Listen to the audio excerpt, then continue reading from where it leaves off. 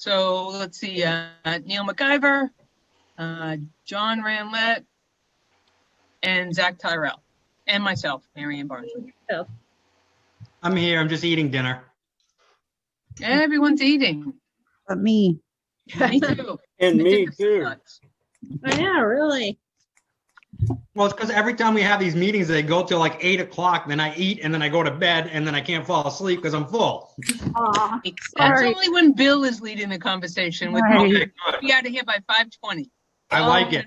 About I that. like the enthusiasm. Let's do this. Let's get her done. All right, so I guess we're just gonna start off with Kathy and discussions around. Well, so we talked about having the three bigger departments here, the police department, fire department, and highway department, because we do know that there are needs that are out there. And they take up the majority of our budget with their needs. So there was a few things, suggestions wise, as far as recommendations, like as far as the budget's concerned, sticking with all the departments were asked to put a 3% wage increase in their budgets, just on the chance that the union negotiations were going to be also doing the 3%. So that's what all department heads were asked to do, the 3%. I know some departments were asking for extra. My recommendation would be to keep the departments within that same, like the same 3%, unless you have other ideas. I'm trying to say. I thought it was just the fire department was getting the 3%. That was in the negotiations. The fire department actually is looking for more than the 3% for the positions of fire chief, deputy fire chief, and their clerical help.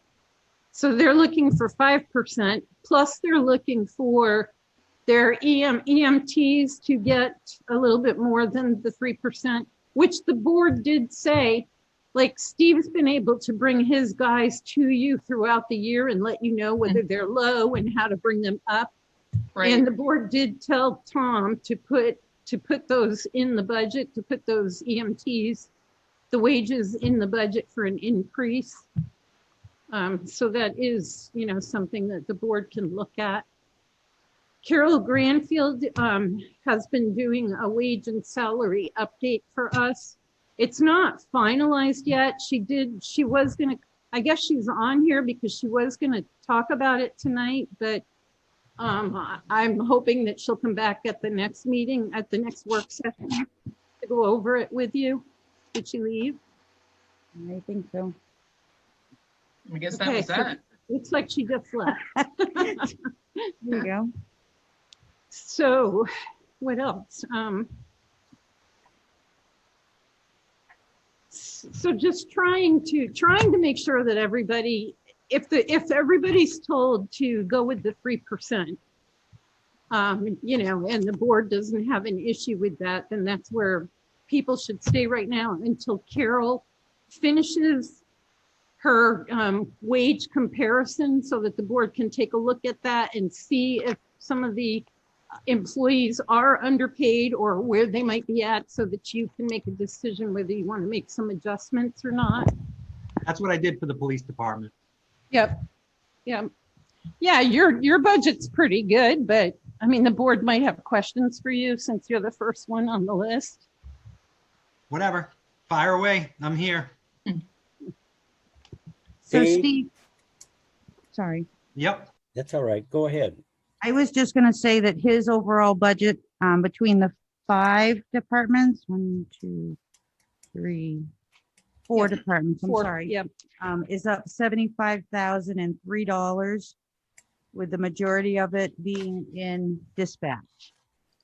Correct. And I can tell the board the reason for that, the bond and the upgrades that we did, I had to upgrade our internet services to a couple tower sites, our radio tower sites, and to the PD. which I had to get a dedicated fiber optic line into the PED and up on the mountain, at least on Mount Tecumseh. So that obviously increased the cost just a little bit. So those are really the only lines I really went up on were, the wages, the 3%, the retirement went up. I don't have control over that. And then the only other lines I really went up on were the ones where I had to for the dispatch upgrades. Was that the telephone expense there? Yeah, should be a telephone, and I don't know if it's I can't remember. I have to look at my book, but I can't remember if telephone and internet are rolled into the same line item or not. I think they are. It's about a $10,000 increase. Yeah, that sounds about right. Yep. So for PD having what, 4 different parts of your budget, for them to only be up 75,000 is really good. You know, I mean, they've done a good job. Steve's done a good job at keeping the cost down. Thank you. Does the university have anything to do with your being able to keep the costs down? Well, a little bit, yes. I mean, I can't say the answer is totally no, but I can tell you what happens when we've been very busy lately. And I keep telling, obviously, at some point we need to grow. I know financially it's not a feasible thing right now, but when we're all tied up, at least we can lean on them to answer some calls for service for us rather. And they do help out with that. Is the increase in COVID cases, is that putting more pressure on you? I wouldn't say more pressure. No, it's different. Things are different. We have to handle things differently. And I wouldn't say that it's necessarily an increase. It's just kind of a shift in gears for us. But it's working. It is, absolutely. Yeah, we make it work. We try and do the best we can with what we have. So.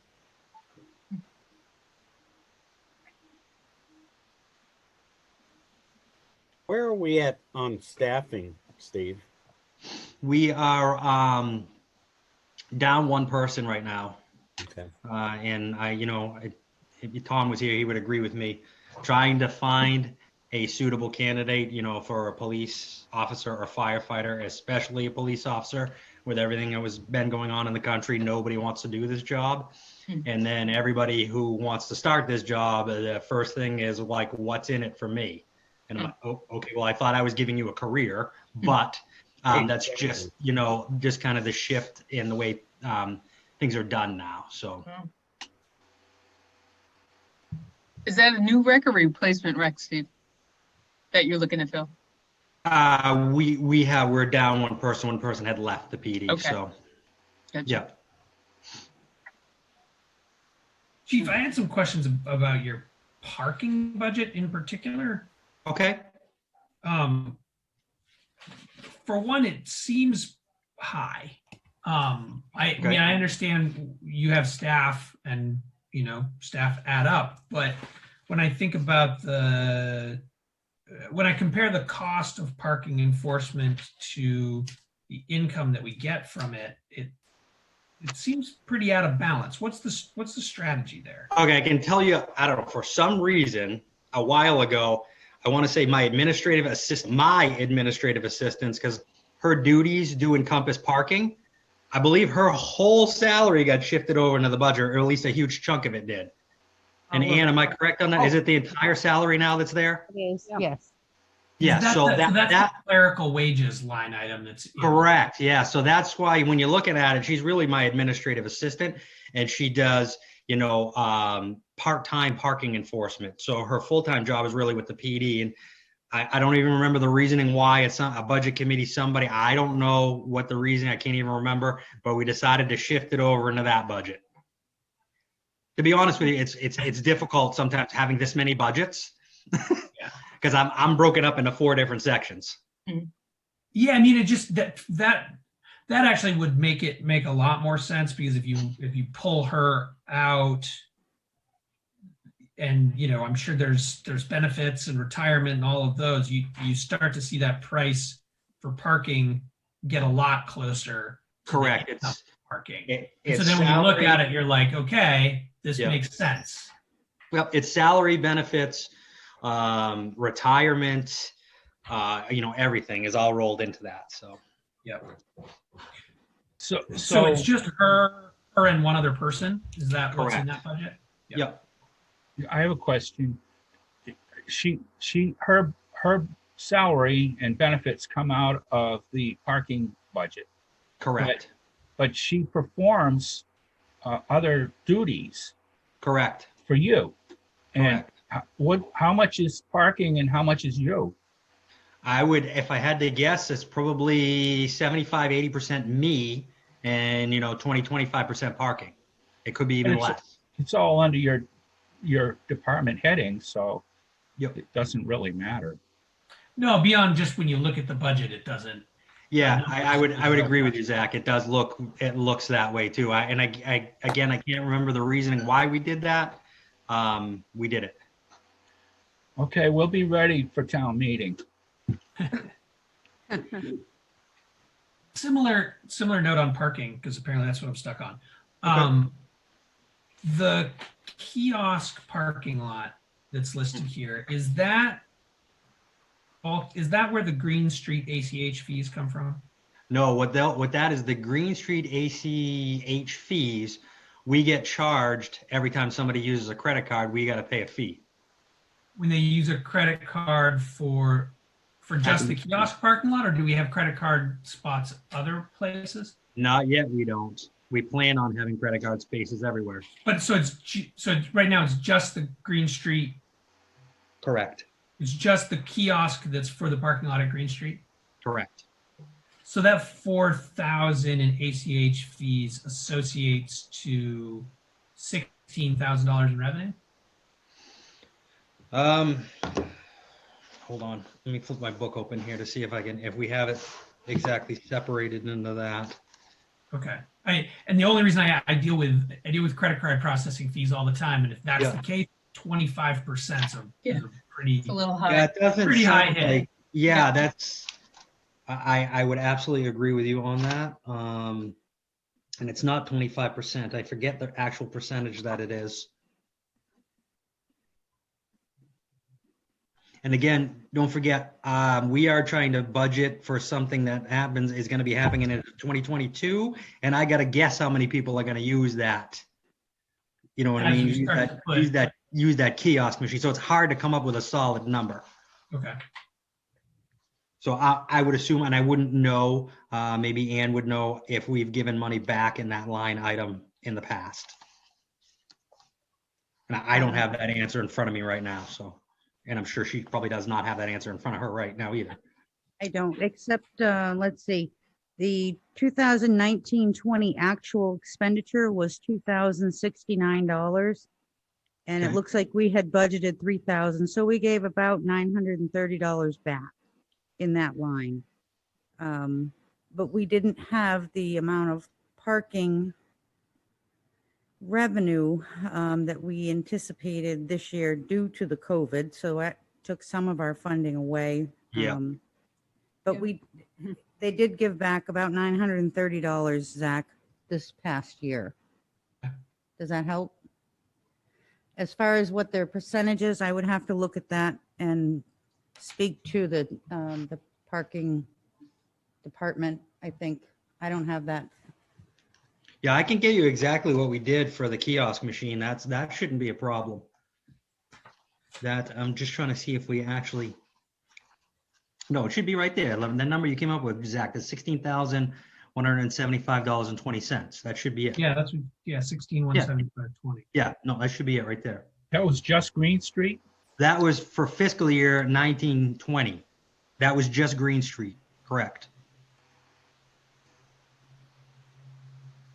Just that kiosk lot there. So you're still up at almost, around 13%. That's high. Suggestions are welcome. You got a company that can do better than that? I will gladly make a phone call. Yeah, I mean, I don't know much about who services kiosks in terms of commerce, but if you can give me more information, I'd be happy to look into it a little bit, especially if we're going to be expanding our credit card. Yep. It would really stink for us to continue, if that scales and we end up doing, the full, what is it? 30,000? Is that what we're typically doing? Or Or- I guess 80,000. We end up doing 80,000, and we're paying out 13% of that. That would be unfortunate. Yeah.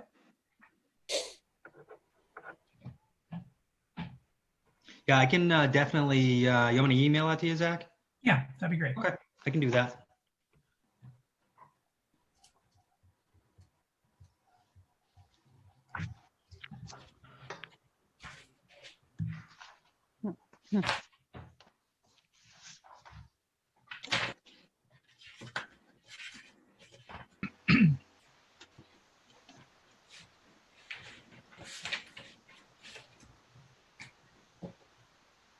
As far as the resource officer, we are projecting, the past revenue was 93,845, and that's what the school pays for. And we're suspecting that they'll be paying around the same amount this year, maybe about 7,000 more. So about 99,000 is what we're projecting from the school for that resource officer. And that's for both schools combined. And we use her and we use the individual in the summer months, school vacations. The rest of the time, the school actually has her and they pay for her 75, we pay 25. Correct.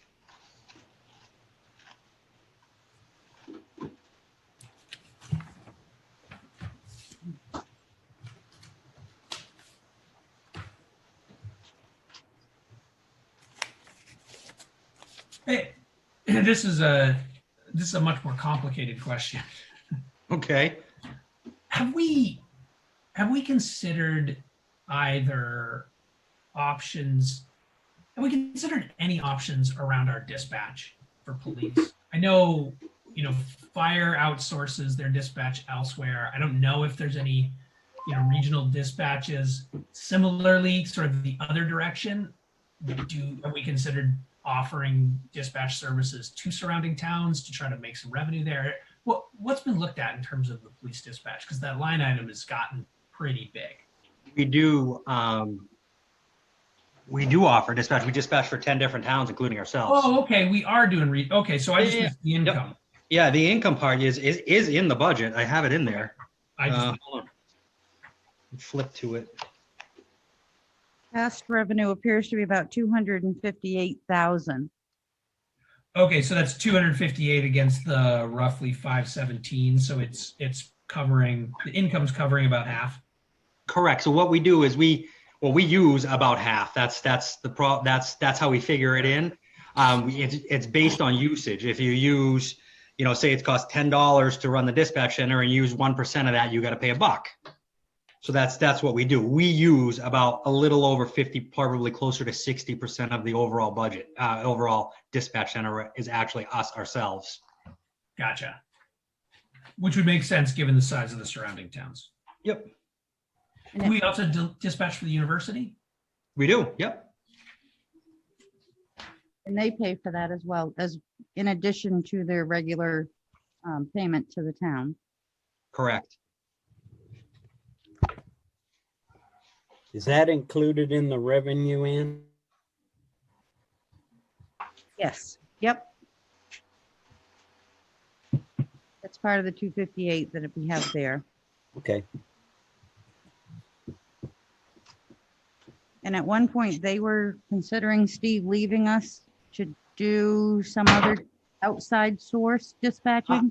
Not completely leaving us because they just can't do that because they were going to think about outsourcing a lot of their non-police related calls for dispatch. Yep.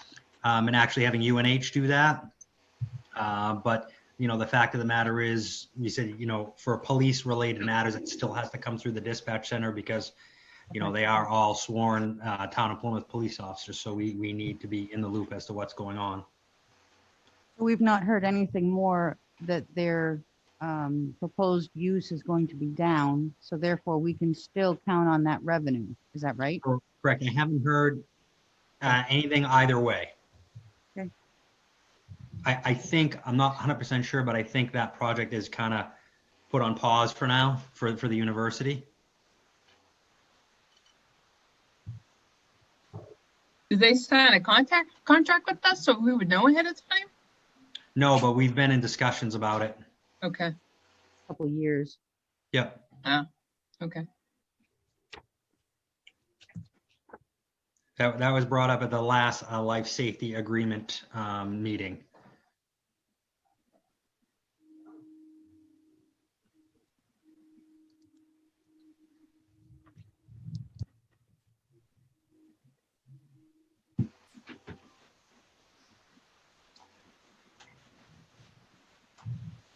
Not that I want to give you ideas about how to spend more money, but I had a townsperson approach me this past week and ask if you had considered expanding your police station because he felt that maybe you were a little space constrained there.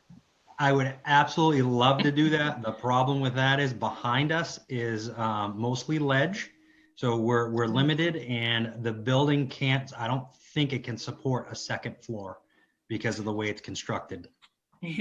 His suggestion, and again, this isn't exactly the time and space necessarily to look to spend more money, but his question was, you've got a vacant building across the street that's been vacant for quite some time. He didn't know, like. Not anymore, just sold.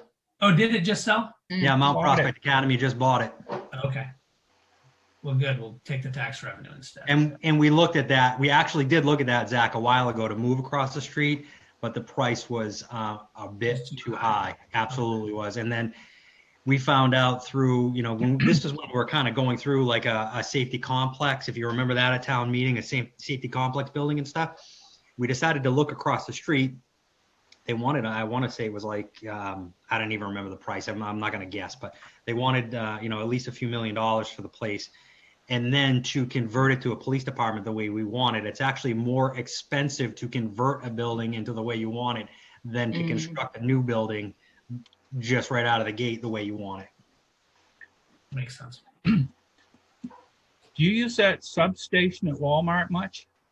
No, we back when Temporino was still there, he gave that back to Walmart. Oh, It just doesn't, it didn't make sense to us. We talked to the Walmart management there, and it's just as easy for us to do all the processing and stuff down at our police department rather than up there.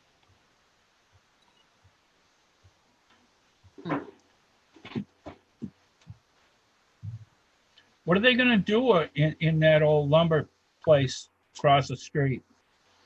The Mount Prospect Academy, the Beckett School, that's where they bought that building. I think they're going to have students in there. They're going to convert it for as part of the school. Wow, they bought Hawkinson's too. Yep.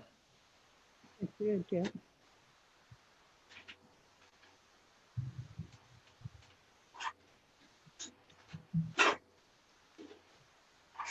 Any more questions for Steve? He's got dinner. Yeah, That's okay. I just keep cutting my screen off and eating.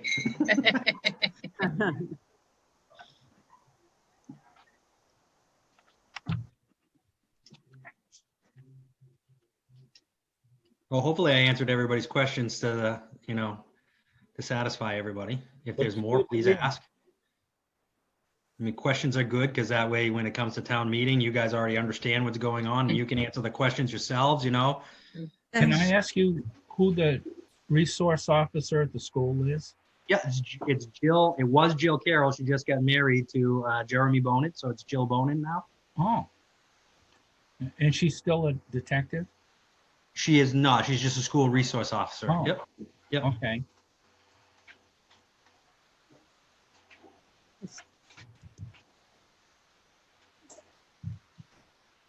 Right, I don't see Tom. He said he wasn't on until 6 o'clock. Oh, 5:30. Oh, that's right. Steve's a half hour early. That's why. It is, so maybe we can talk about other things. Yeah, tell him to zoom in. I don't know. When was I supposed to go? 5:30. Oh, You're good. well, you're welcome, Marianne. I helped you get a jump on everything. Thanks. We'll give Tom 3 minutes and we're good to go. There you go. Joe will be your hardest one. I'm sure he'd rather not be on too, so. He's been Hey, I out don't mind long. going first. I get it over with that way. Well, you were easy, so. Well, the other thing too is there shouldn't be anything to hide. It should be all in the book. That's the whole Right. purpose of having the budget. Right, right. I was involved in excavating that site where they built the police department. We hauled a big jag ledge out of there. Oh, I bet. It's probably, do you remember back there? It's probably all ledge, isn't it? Oh, it's nothing but ledge. Yeah, that's what I thought. If you want ledge, there it is.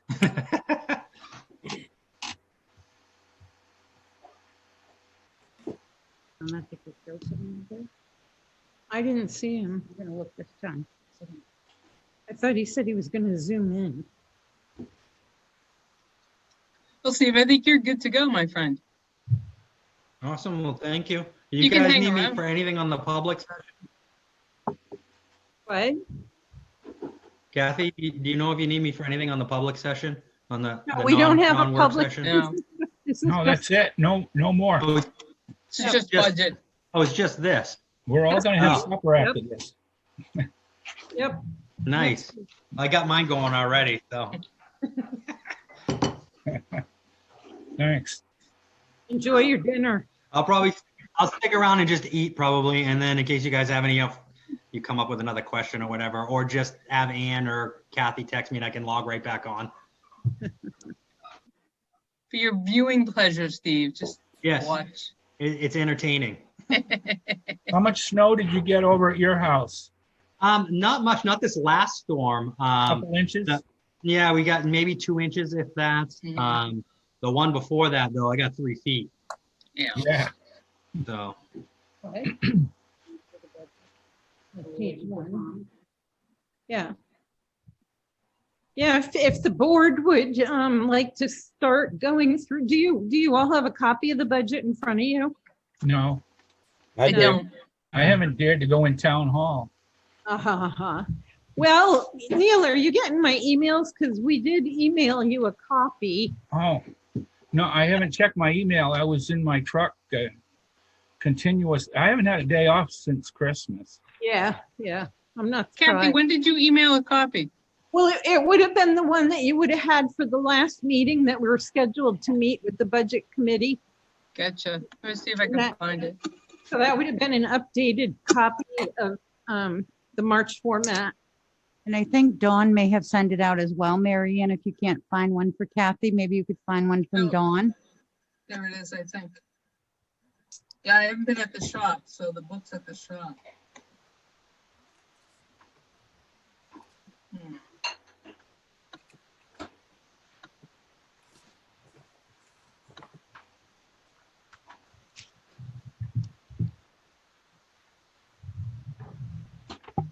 So usually we start like at the beginning and we work our way through page by page to see if the board has any questions that they want us to answer. Until Tom gets here anyway.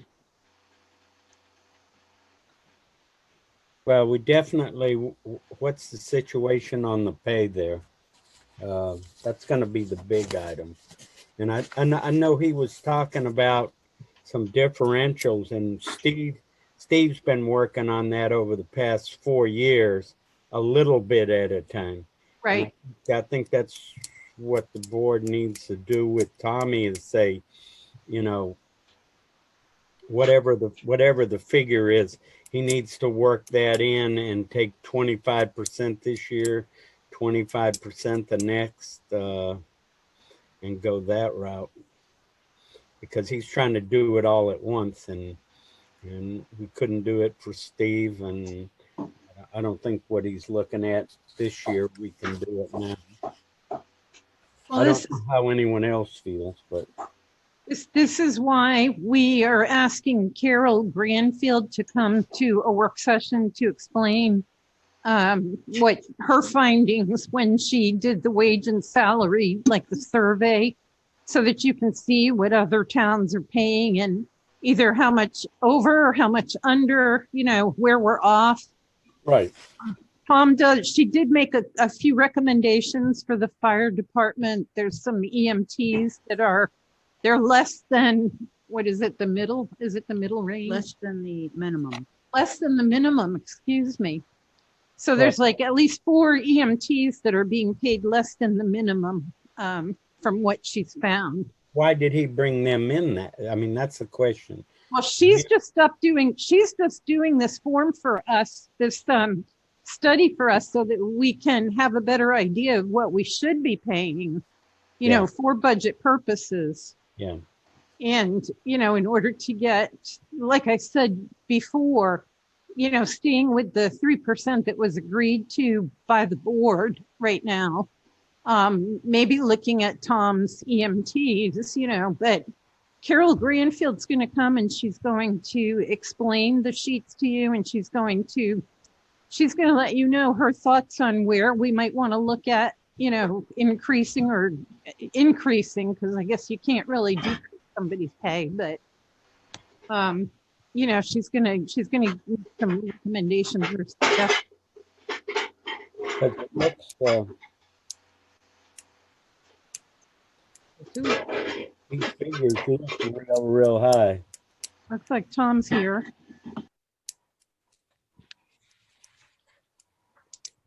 Welcome, Tom. You're muted.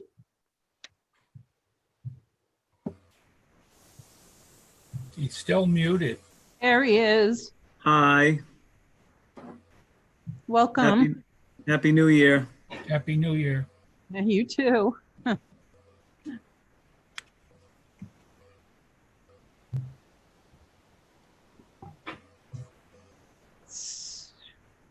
So between the two departments of ambulance and fire, they're looking at an additional 281,339. And approximately 107 of that is retirement alone. Yeah. Why is that such a large figure there? New Hampshire Retirement increased their portion of the employer reporting this year. In addition, there was wages for Tom's fire and EMS. Full-time individuals that the board directed them to go out and adjust those wages. There's additional wages for the administrative department, the chief, the deputy chief. And clerical. And there is another full-time position that's being wanted from the fire department. And that Blue Cross, as I recall, was 30 or 40,000 too for our department. The Blue Cross. Yep, 37,855, but that includes the additional person that you're requesting as well. Okay. Another person? Yeah. So, if I may, the chairman's not with us. Go ahead, Tom. Okay. Mary Thank Ann you. here. So, the theory behind the additional person is that we're getting dangerously close to not answering 911 calls. Almost on a daily basis, and I've included this in my weekly reporting, we have what's called double hits or triple hits, where we're getting calls, you know, almost on a daily basis, more than 2 in a row. So while the duty crew's out, you know, the deputy and I will handle the next call, and trying to get people to come back in during the day in particulars is difficult at best. A lot of the career personnel have second jobs, and the others are not likely to leave their jobs for, you know, to come in for $13 an hour. So that person would be assigned to the day shift, which is where we have the most trouble answering calls, Monday through Friday days. And we're also applying for a grant for that position, but we have to gross budget for it to start the process. So I'm sorry, go ahead, John. what is the total, all benefits and everything come on that one person? Well, it's about 75,000, including, you know, all of the gear that would be necessitated and the overtime. We've estimated it at about 75. Now, That's wages and benefits and all the gear that's needed. Yeah, but we have, I think you were saying you're having some difficulties with people coming in when they're off. Right. When they're not working a regular shift, and they're working another job someplace else. Right. That's some of the issue, John, for sure. Yeah. And that's not unusual, nor is the fact that, the call and volunteer thing is a noble thought, but it's not working in many communities across the country. Sad to say, that's how I started as a volunteer. But honestly, if it wasn't my career today, it's so much to acquire and maintain those certifications. Right. It's getting prohibitive for part-time people. It's a lot to get your Fire 1 and EMT. It's a lot of work. I mean, that's a whole I thought 2 years at the tech. I thought we were paying a large portion of that. A large portion of those classes. Yeah. Yeah. So on the EMT side, we do front 50%. And then if they stay for a year, we will reimburse them the other 50%. Yeah. So. But it takes a lot of time. Exactly. It's not just the money, it's the time commitment. Mm-hmm. EMT at Laconia Tech is a whole semester. Yeah. If you go full time. Well, I mean. So Tom, I assume you kind of calculate how many calls you've gotten per year. Is that? Yeah. And so you're seeing a large jump?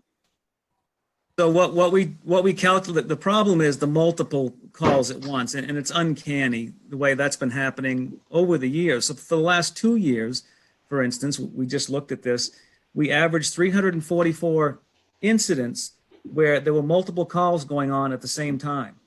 So that's why I say it's almost daily. And it's during the day, for the most part, when we have trouble as it is with people not being able to come back. We've got a couple that can leave their place of work if it's a building fire, but other than that, they're not coming back for second ambulance calls. Are most of those medical or motor vehicle accidents, those sorts of things?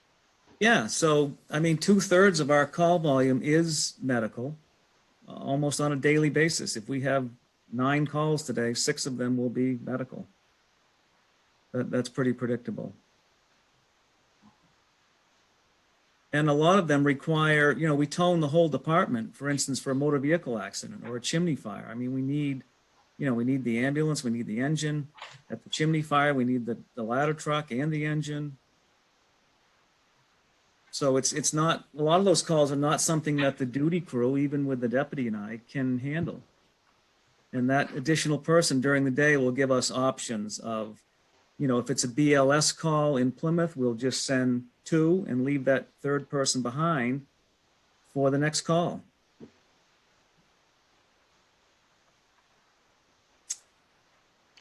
Yeah, you can only ask a volunteer to put in just so much time because they have a job. They can't lose their job. Right. Well, yeah, I wasn't talking about the volunteers. I was talking about the full-time staff that. So Tom, how does the grant work as far as getting another person? That Safer Act, I'm sorry. What does the grant cover? The Safer Act grant, which used to be a split with the feds, is now 3 years. The first 3 years is at 100% reimbursement.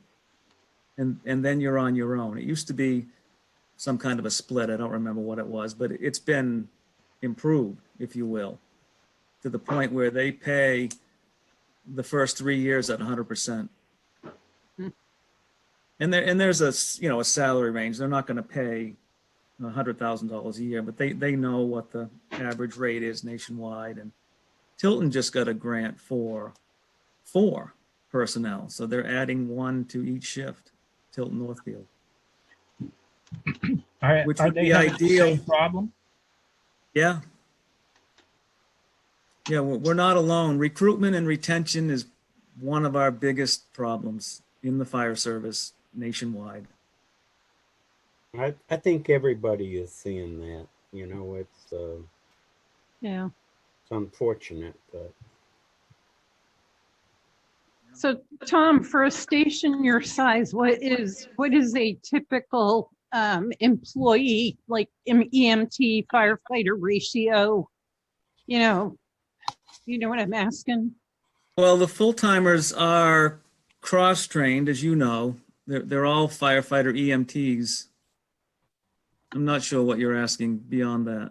I'm looking at, we can go back to the police department when they were applying for a 10th officer. At the time, the board didn't, this was a while back, but at the time, the board felt that they were staffed enough and didn't need a 10th officer, which now I'm sure, things have changed. But I mean, how does the fire department, staff that up to that, ratio or whatever? So if we look at the national standard, there should be 4 on a fire engine, and even a BLS call in Plymouth, and we paid good money for a study years ago that talked about this. There should be 4 individuals on a BLS call in town, so that we're not abandoning the patient, for instance, when we go out to the rig and get the stretcher, et cetera. Just When I started in 1990, we had just broke 1,000 calls a year with a duty crew of 2. So we had the same staffing level then, is my point, that we do now. And this year we did, or last year I should say, in 2020, we did over 1,600 calls. Yeah. With that same staffing level. So we're just looking for justifications for when the public asks the questions, you'll have the answers. How do you justify how many people you need and how we're going to pay for it?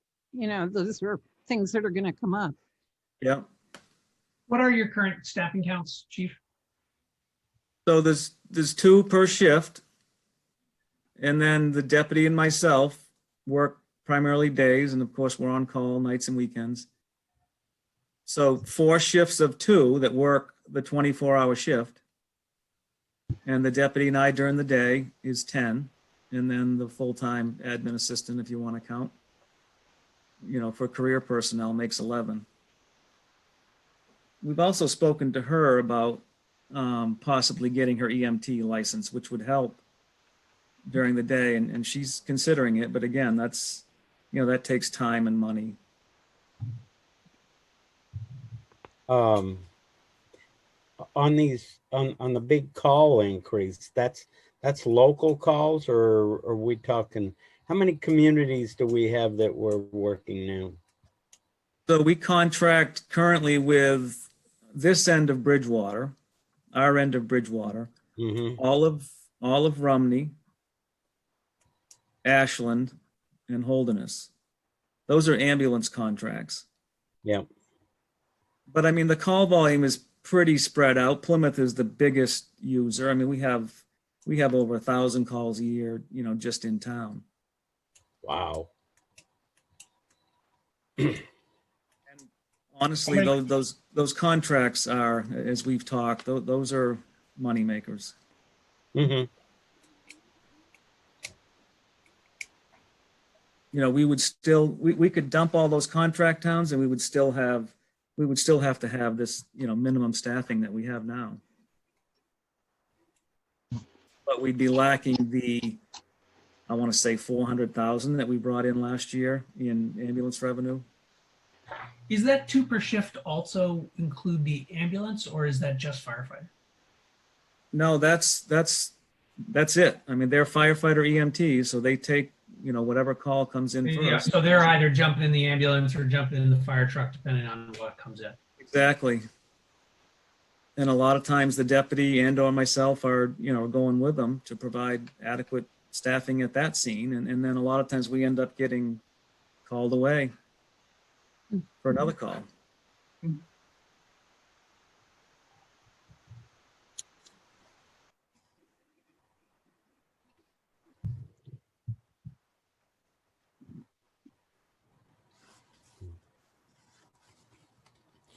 So what's your replacement? I'm sure that you did a capital reserve sheet for replacement of your fire tower truck and your fire engines 3 and 4, things like that. You have timeframes, and do you have estimated total cost of what it could be, and how long before you're looking to purchase any of these new items? I'm looking Yeah, at. I'm sorry. I'm just looking at capital reserves. Yeah, those were all submitted, and yes, we have a time frame. I mean, a typical engine replacement is 20 years. The ladder truck, you know, when we replace that, it's going to be over $1 million. And honestly, we have not been funding those adequately. Those are often the first places to get cut when we're asked to make cuts. And, you know, we've already done that once in this budget. We cut 3 of those trucks by 10 grand each already from what I submitted. We also submitted capital improvement plans for defibrillators and rescue equipment, the hydraulic, the rescue tools on the ambulance. You know, these are things that are predictable. We know that when they need to be replaced, the air packs, the gear. We didn't have any of that in the bank. And I think if I understood the direction from this board, which differs from past boards, is that we want to start doing that. We want to start funding those capital reserves so that it's not such a shock, you know, to the tax base when we come in and ask for $100,000 for air packs. Yeah, when I served on the budget committee, we did that. We were doing that, but the state said they didn't want us doing it. Has anything changed with the state? My knowledge. No, what the state doesn't want you to do is just to throw money into a savings account. Yeah. They want you to have a specific purpose for the savings with a plan, such as your capital improvement plan. They're looking at your fund balance and wanting that to be a certain percentage, not CIP money. Okay. So Well, we got to keep up with it. yeah, we got to get back on track is what we have to do. It's not Yeah, easy. No, it's Right. not. It's, If you know, you if you don't have look money, at it, if you don't have money to put in a savings account, you can't put money in a savings account, right? So, right. you know, we're looking at different ways of being able to get back on track and get the things that we need without, you know, overburdening the town. And it's a big process. Like I said, the only thing that we've funded in the recent history is the apparatus. I don't think we have any money in the building fund, building repair replacement. Maybe there's 25,000 in there, but that's wholly inadequate. I mean, here we are looking at a boiler and that sewer line that we talked about a couple weeks ago. And that's not unusual for buildings, you know, that age. Those types of things are predictable. And, you know, I did budget for the boiler, and then it didn't make it till June 30. Which budget did you budget for it? That oil burner is, which we're probably going to convert to gas, is in the capital outlay. It's in my fire budget, actually. Yeah, it's in Yeah, your it's general been moved to your operating fire budget. Yeah, budget. I'm sorry. You're It's in the replacing fire 3 budget. of them, right? Aren't you replacing 3 over the No, next? it's just the big old boiler in that original part of the station, Okay. which is 1960 vintage. Yep. I think It's we got still our money's functioning? worth out of it. Yeah, it's leaking though. It's leaking water. This is the last winter. Exactly. I hope it makes it to June Yeah, 30. propane is a good bet. Yeah, that's what we're being told. So we're getting quotes, and every one of them has suggested that we switch to propane. Flex Seal isn't working on that? Bronze seal. Flex seal. Yeah, I haven't tried that. But those kind of things are predictable, and those are exactly the kinds of things that we should be putting money aside for, I think. Yep. It alleviates having to get a $2.5 million bond to catch up. Right. I think I've said it before, but back when we had a good, solid CIP, the tax rate was more stabilized. Well, But it hurts in the beginning. There's a lot of money in what we're looking for in CIP, and I hope the other departments are doing the same. It's all predictable. yeah, it is, but we're going to have to look at a total figure and, maybe take 10 or 15% this year and maybe go 20 next year and 25 and build it up. But So there's a couple of items in there I should mention that we're also looking for grants for, and thankfully we have Scott Whedon out to help with that.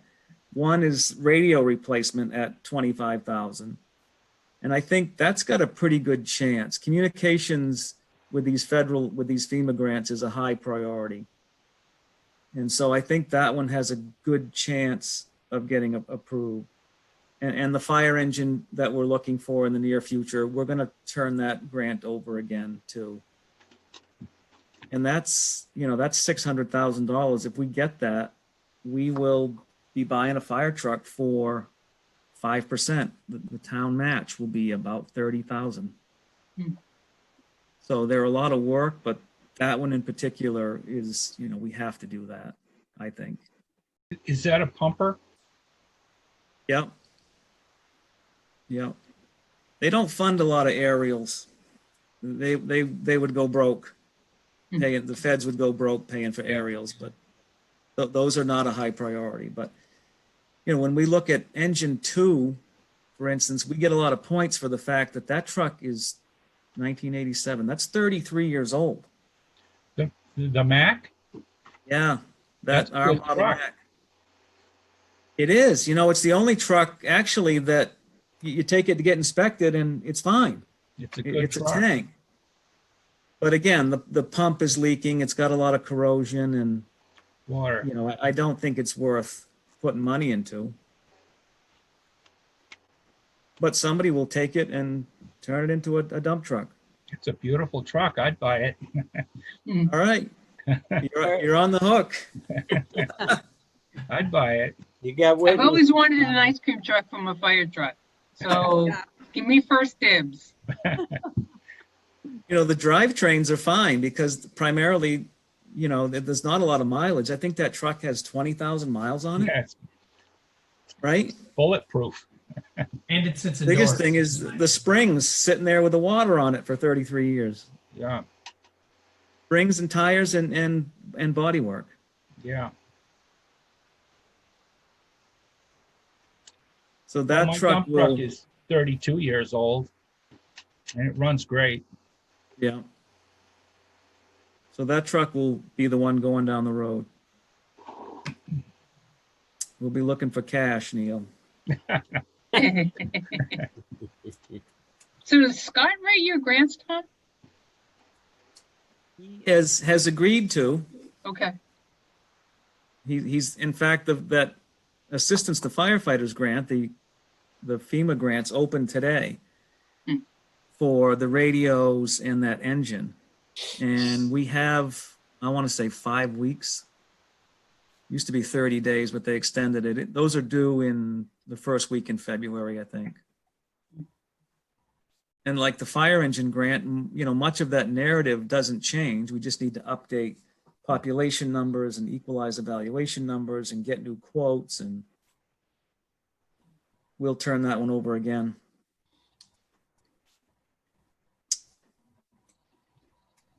So the So yeah, board right that's now, sorry, I'm the sorry, board right now, Kathy. Tommy, is talking to all the 3 major departments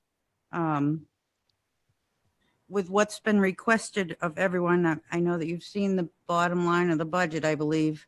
We're looking at about $1.4 million more. And most of that is money that's going into your capital reserves. So I think that the board really has a tough decision to make here. Do you want the taxes to go up? Or do you want to put money into a savings account?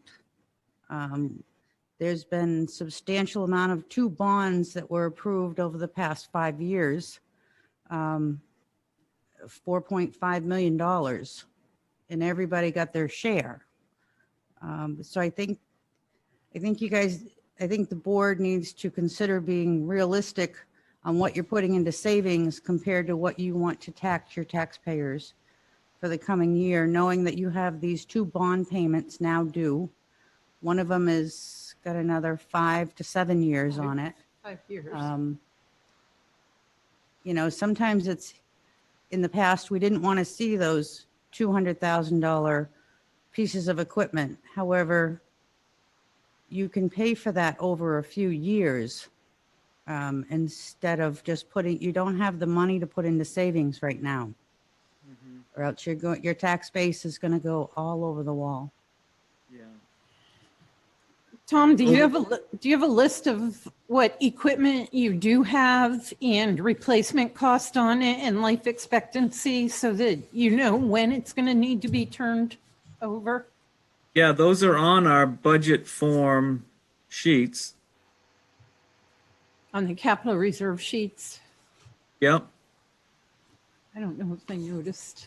I don't have my book, so. There's the bottom half of that page is line item justification. It talks about, for instance, the defibrillators, you know, we're estimating 10 years at $30,000 each. That's $60,000 over 10 years is $6,000 a year, you know, for defibs. And they are If looking, we Tom, want to we do have- it that way. we do have potentially another 250,000 grant that we received. Once we spend our portion, we're going to have a $250,000 grant that we can also use. I'm not going to say that it's going to be available right now or next year. I think by the end of next year, it will be available. Or how we're going to use it. Or how it's going to be used. So just because they may consider not putting a lot of money into capital reserve right now, there's still plans down the road to do other, or to come up with other ways to pay for these items. Right. Okay, good. So I don't want to discourage you, but you understand what I'm saying. I do. And we've heard it from taxpayers over the years. There's certainly a percentage of taxpayers that don't agree with the CIP program at all. Don't make me pay taxes on money that you have sitting in the bank. Right. Right. You know, when you need something, come to us. And Yeah. Yeah, but I think back then too, we were sitting there looking at capital reserves of $1.2 million, and we're not doing that now. So We can't. I mean, just- that was the big thing back then. I mean, we were Right. talking about a sizable amount of funds. we also had a dedicated funding stream, for instance, on that ladder truck from the university. Right. Not We paid anymore. cash. We paid cash for that truck because we had the money in the bank. And I want to say it all came from the university. Probably. Yeah, we were getting money every year from the university to go into a reserve fund so that we could buy that ladder truck because, well, I say the university has the tallest building that ladder truck was needed for. So they did help us purchase it. And they Right. did a great good portion. And I did Yeah. try to bring that up when we renegotiated the life safety service. It was, the agreement that we did have. I tried to bring that up again, but they said they don't have the money to do that right now, but it doesn't mean things won't change down the road, Yeah, good. But, Yeah, we should keep hammering that point. Well, keep negotiating in a friendly fashion so we get what we want. Yes, what you said. And so they get what they want too, because without that, if something happened to that building, they'd be out of luck too. So Right. Yeah. But yeah. So I mean, if equipment has a 10 to 15 year, let's say, life expectancy, which a lot of it has longer than that, and we're doing 10-year bonds, that bond will be paid in 10 years, and we can apply for a new bond to, do the same thing and get like another piece of equipment and Right. try to get things back on a rotation that way, maybe. Okay. And I'm looking at the roads, the infrastructure that needs a lot of work too. So there is a lot of stuff that we need. And, there's a point to be made too, that borrowing money right now is cheap, but I'm not sure that's going to stay that way. We Yep. can't depend on that. Yeah. Well, I think for bonds and stuff, it always has been a lot cheaper than the market. Doing that for municipalities. So, I don't think, you're not looking at market rates. But yeah, it will increase, but wow. Okay. Joe's not here. So, He's going to sign in, I know. why? I think he was told 6:30 to log in. Yeah. Did we contact him to tell him we're ahead of the game? No. You're right, Tom. We're definitely ahead of the game. That's good. Yeah, it is. Yeah. Thanks to me. Good job, Chief. Thanks for you coming on early. I logged on at 5 and we went through my stuff already, so. Nice. Good deal. Great. All right.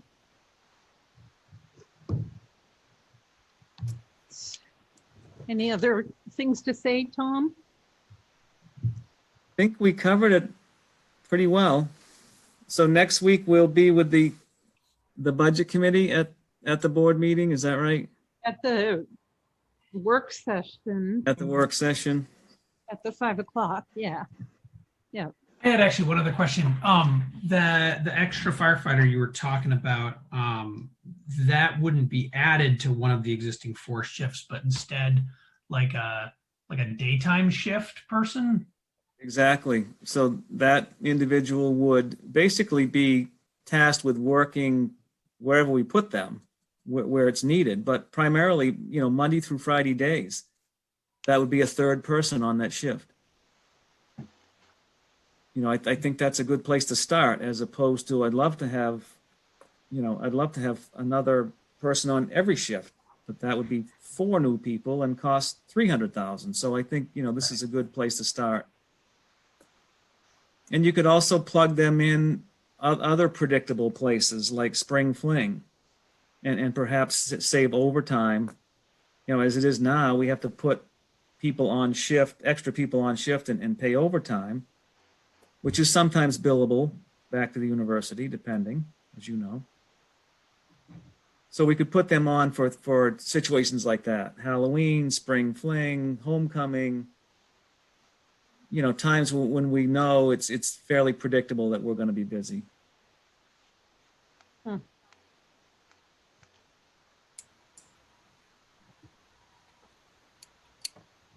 Any word from Joe? Nope, not yet. Kathy, when is Be quiet. the first budget hearing? The public. January 25th during the regular meeting, 6:15 it will start. Okay. That's the first one. The second one is the first Thursday in February. First Thursday? The second, if we need a second one, it's the first Thursday in February, and that's when we'll read petition warrant articles as well. Okay. Have you had any discussions with the moderator about the plan for town meeting? We've been putting it on the agenda, trying to get, the discussion going. I guess there's a few different ways that it can be handled. Yeah, It seems- and Seems like one of them is to push the March meeting off till May with the hope that, that things will be better and we'll be able to actually have a gathering even outside if we can't do it indoors. right. Yeah, I know the state has come up with some recommendations. I haven't studied them yet, but we should Yeah, we should have- talk sooner than later and bring Scott Whedon in as well. And Yep, we'll have it should have it on the next agenda for the January 11th.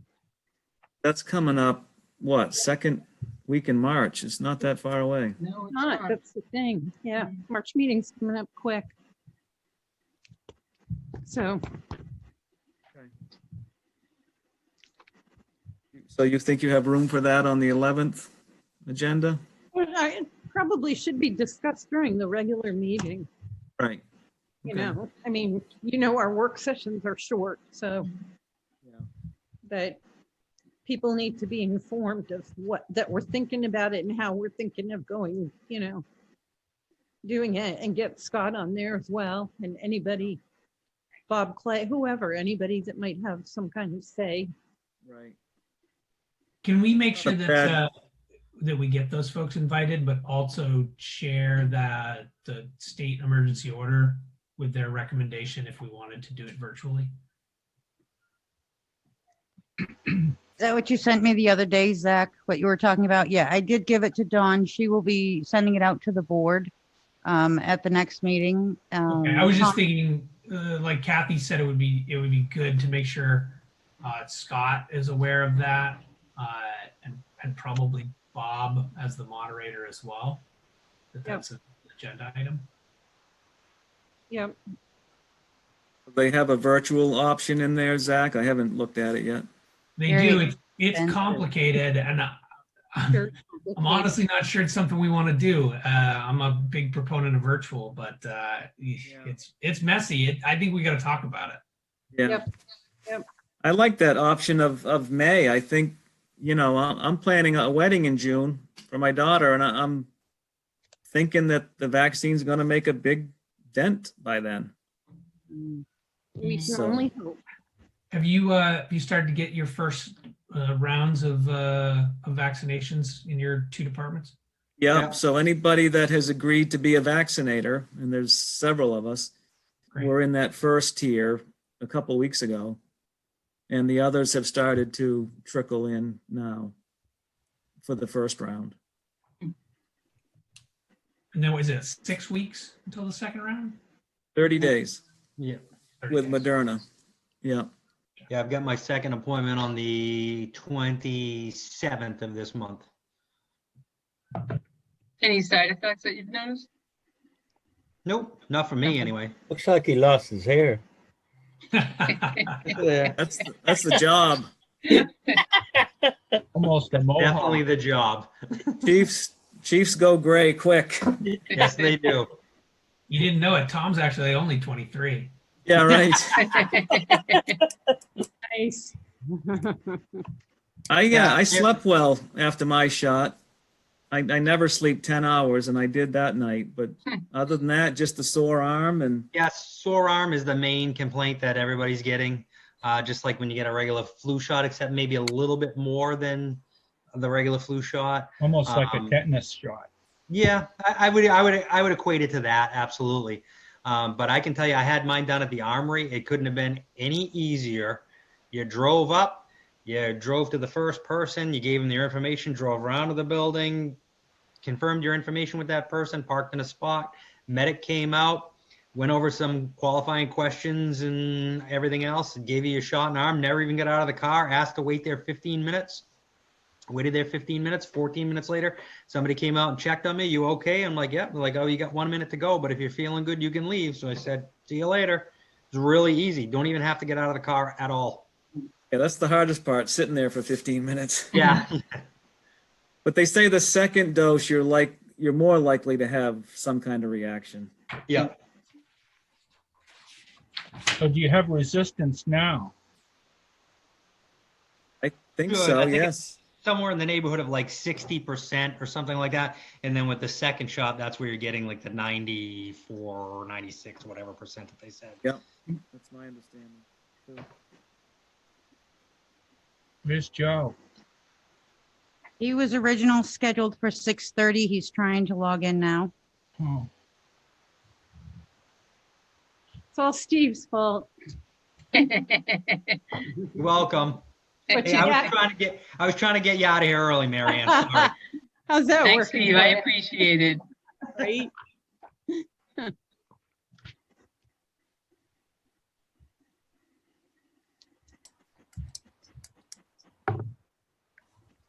So, Are we done with Tommy, or do we have more questions?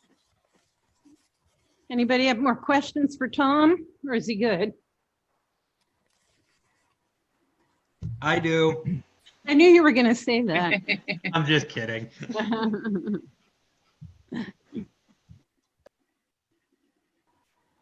All set with me?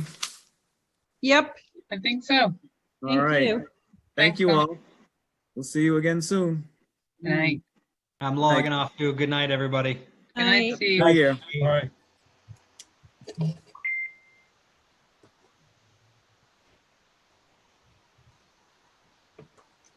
Who else is left on there?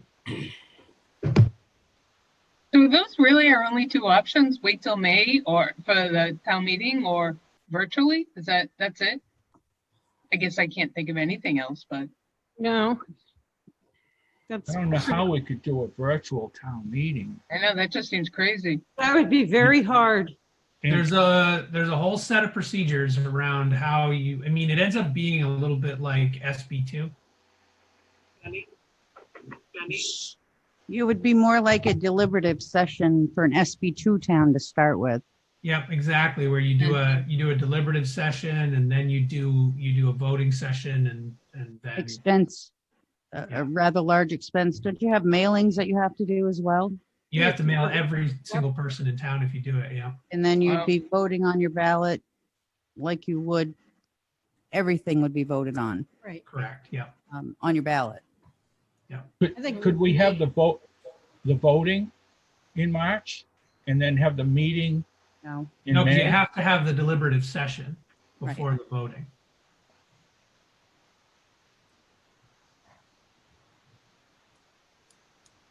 you probably would vote for your officers, though. Like I in think March. actually, I think it did. Is It that what you defers mean? that as well. Yeah, Oh, you can defer that as well? I think that's what it recommends in that order.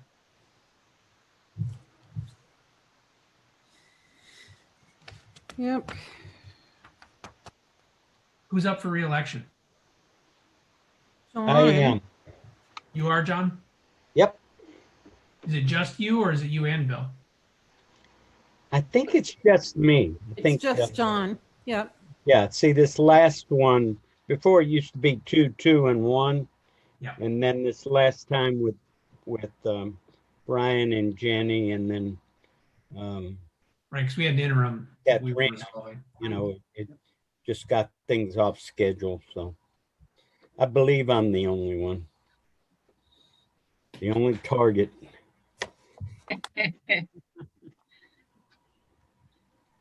Or maybe you can say you won't be a target anymore. Nope, I'm gonna go try one more time. Okay. So Mary, does just about everybody have the budget in front of them? Yes, I we don't, do. mine's at the shop. Or is that okay? 50%. I couldn't find it in an email. I couldn't find the email. And I know a lot were going into spam for you. We found out, Kathy, but I don't see Yeah. any there. I know, I'm insulted. No, not really. I know, I didn't think you'd catch me. I thought it was trash it was going right to. I guess know, I'm gonna really. have to- I'm gonna have to check my spam. Yeah, that's why I don't hear Yeah. from you, Neil, and I wonder if you're getting my emails sometimes. I'm gonna look in my junk file. Okay, okay. How you doing? Is he getting in? Are you getting any of my responses, Kathy? No, I haven't seen anything from you either. lately. Oh, because I am responding. Really? Yeah. Huh? Chief Operating Officer, I've got to talk to you.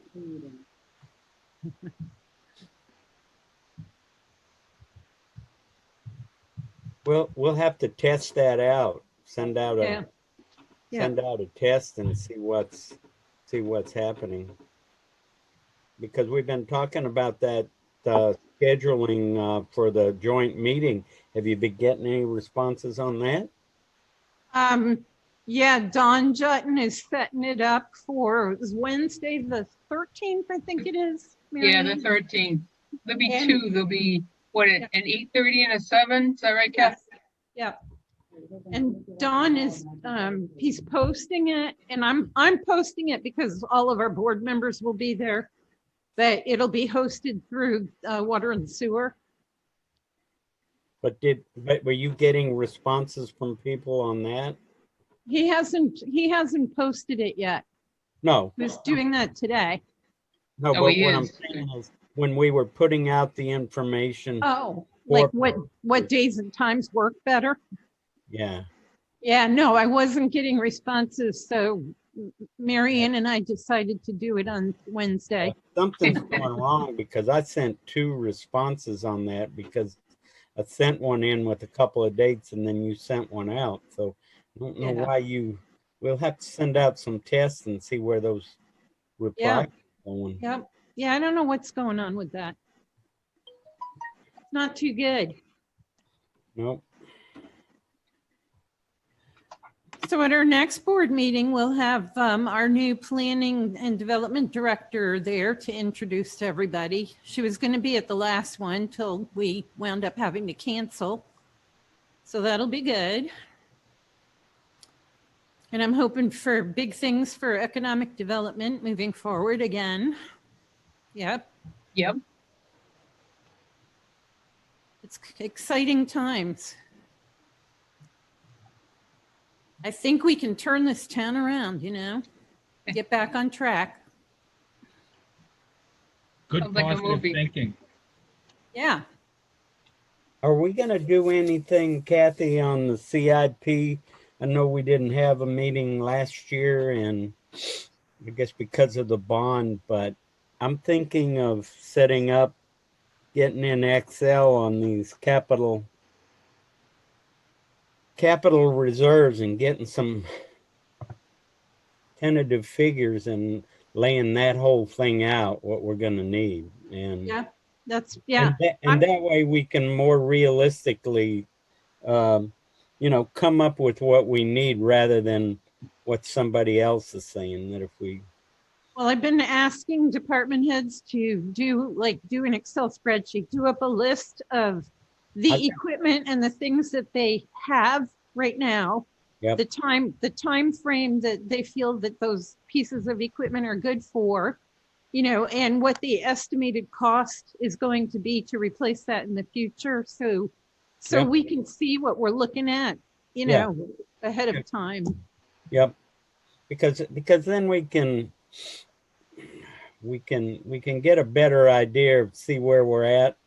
Looking year by year, we have to set this aside, and if one year we don't put in as much, we're going to have to increase, because we went 3 or 4 years and we kept telling people, hey, you don't want the taxes to go up, but we don't reserve it. It's going to be a big hit, and we just need to go It back. seems like to it would be a shame if we used that bond to get back on track on some of this stuff, but then didn't actually get back on track, This is what we've had to do, really. I mean, just because I think that's the way that we get those replacements. If we can't afford to put money into a savings account, the bond will help us to replace some of that equipment, and then we'll have like 10 or 15 years or so, Yeah, for but I mean, future.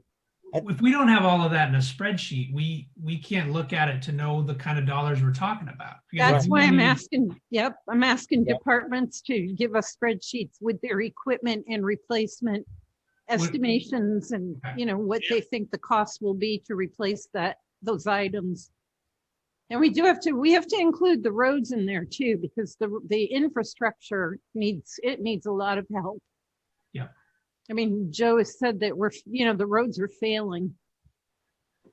Well, you can drive down them and see that. Yeah, you can drive down any road and see the deterioration. What are you doing? Joe seems to have problems logging in, so I'm gonna put him on my cell phone in hopes that you can ask him any questions that you might have. Joe, say hello. Oh, did you? I thought he was. Yeah. Okay. So our phone's gone. Huh? Oh, it's in Brian's office. That's not good. Okay, Joe? so, Joe, you are on speaker. You're on my cell phone. You're in a board meeting. okay, I thought maybe we could at least get this going. sure. And maybe they could just ask you some questions, and if we need to meet with All right. them again, we can do it differently. Okay, You're up. Can everybody hear Joe okay? I hear him. yep. Yep. Okay. So what questions do you have for Joe? What's his increase? His budget increase? Do you have that, Ian? $71,878. 20,000 of that is road construction. And about 30,000 is benefit increases. 25, yep, 25.9 in benefits. 25 plus the 947 and 758. You got right at 30,000, so 50,000 right there. Biggest increase appears to be the part-time in his regular budget, 11,791. Joe, why is the special part-time highway going up almost double? Oh, so what was the question? Why is the special part-time highway going up? From 14 to 25,000. I don't know. Well, the problem is I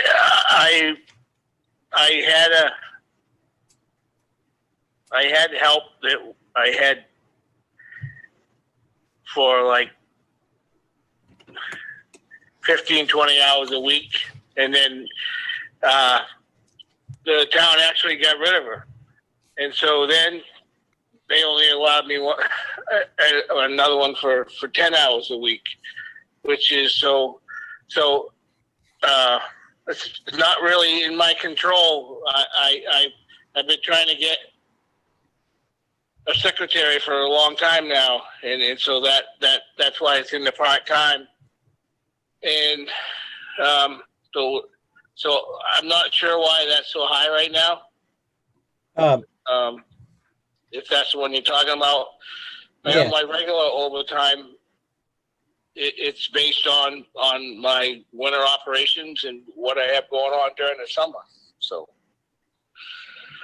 But for and whatever that is, it's the numbers are there because it was justified. yeah, it's almost 100% increase. Are we using the town staff for the clerical stuff? I thought that's what we were gonna move to, Kathy. We have one employee who works for 10 hours a week at the highway department, but it's a part-time employee there. Yeah, but I thought we had availability in the town office to take the clerical stuff off there. We have lost an employee here, John. So we have not filled a position here for someone to go to the highway department.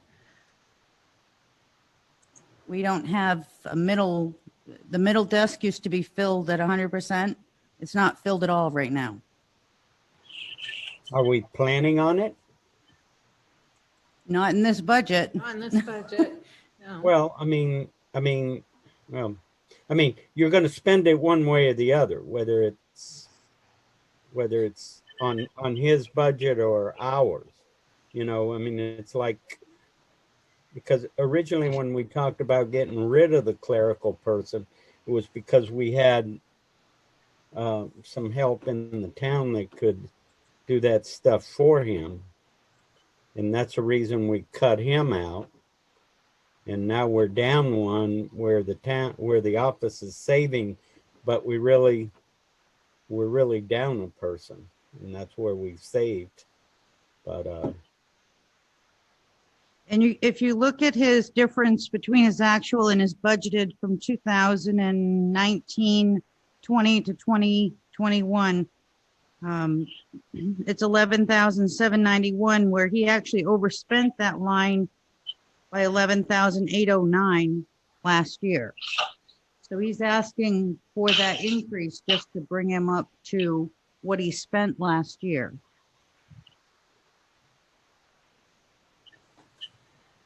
I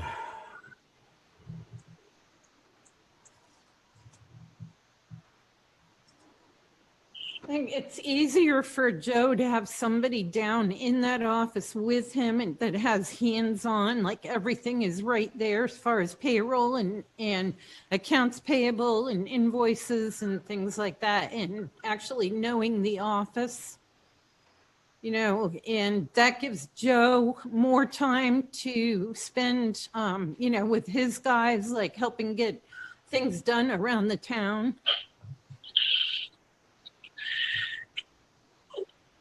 Yeah, I'm struggling not having a secretary. I don't know why the rest of the departments have them, and why, I have a pretty large budget, which should entail having, a secretary that can help me maintain control of it and organize it, and yet it's not that much of a priority to everybody, and the fact that I'm part of the winter operations, and I'm going to all these meetings and doing, overlooking the jobs, and it's pretty hard to if there's no one in there answering the phone, and the phone's ringing all day, then people want to know whether we're in business down there, and I just struggle with the whole thing. Is 10 hours enough? Joe, What's that? is 10 hours enough time? Well, the problem is that's what works for the person that I have in the spot That's what they can give you. right now. Yeah. But I had a perfect setup for, it was 25 hours a week, and for whatever reason they just let it go with no explanation.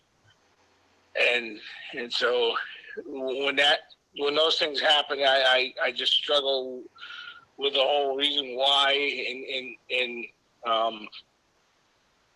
just every time I get something put together, they cut it. So I don't have the right answer. 20 hours a week would be perfect for me right now, but.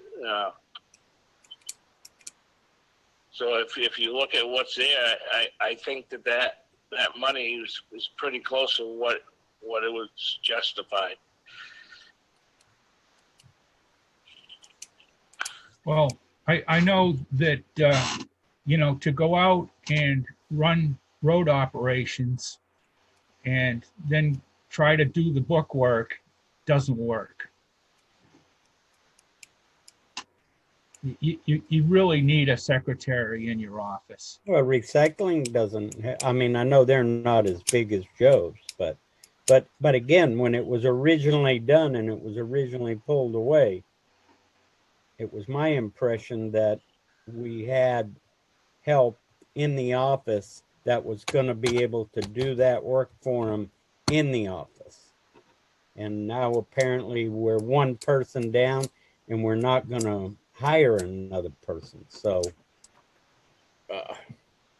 I think he either we need to hire someone in the office and be able to do that work for him, or we need to get him more help.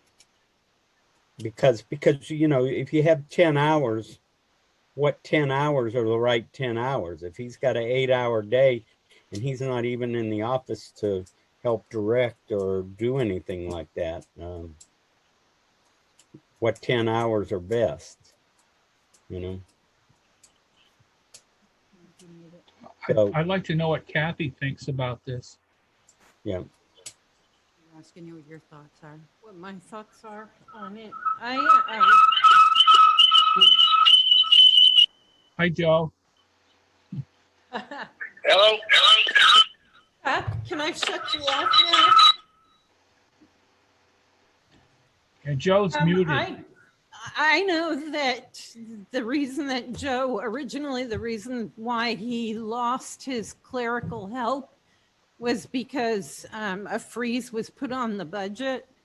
So we had to cut corners someplace, and unfortunately, that's where the corner got cut.